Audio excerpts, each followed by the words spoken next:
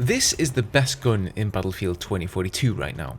What's up guys, Ghost here, and today we're talking about, yes, you guessed it, it's the Advances. I've noticed a lot of people using it after unlocking it via the Battle Pass. I believe you get it at level 34, so if you're not quite there yet, or you unlock this weapon and didn't even realise, do not sleep on it. It literally has no downsides.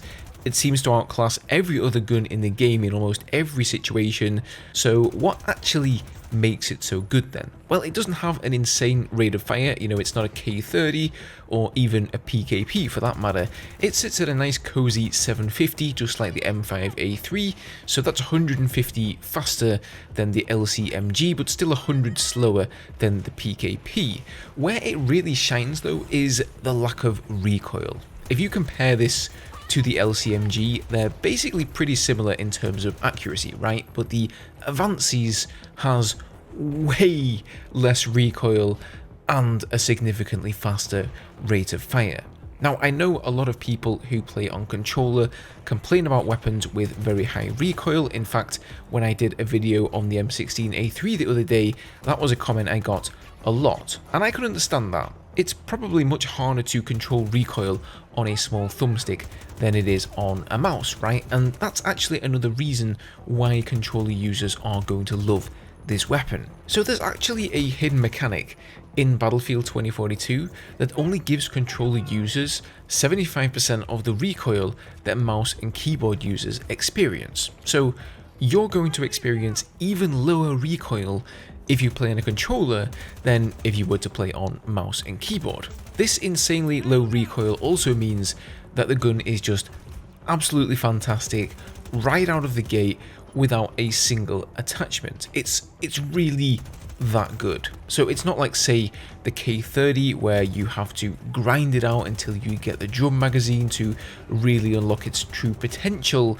With the Advances, it's just really freaking good the first time you use it. So if it's really good, what do you do with the attachments? So since this gun really doesn't need any extra recoil control or accuracy benefits whilst ADSing, personally I recommend taking the laser for some increased hipfire in those close range encounters, and then I take the tactical compensator just to make it even more accurate at those absurdly long ranges.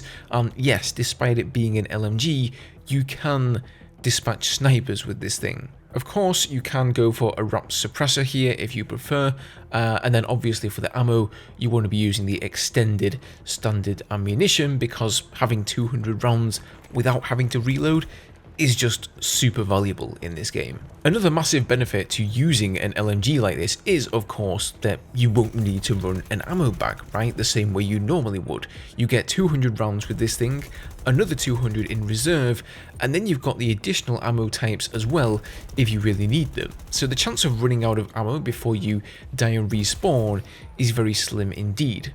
So you can run McKay or Sundance, a specialist that's really going to be able to open up those juicy flanks to you and your 200 round magazine, and then instead of taking an ammo bag with you, you can just take a med bag or a med pen or armor or something like that. Now, of course, there are situations where you will be on the back leg. After all, it is an LMG. If there's a sniper 200 meters away, he's probably gonna have an advantage. If somebody slides around a corner with a 12M auto shotgun or a K30, they might get the better of you first. But whereas with the other LMGs, they wouldn't really have a chance at those ranges, the Advances can actually really surprise you.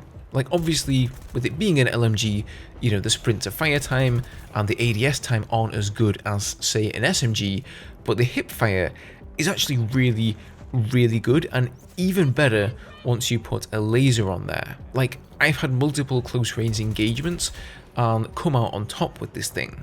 And then again, when you've got snipers in the distance, you'd really be surprised just how accurate this thing can be. So in my opinion, the Advances, at the moment at least, is the best all-round weapon to take in Battlefield 2042.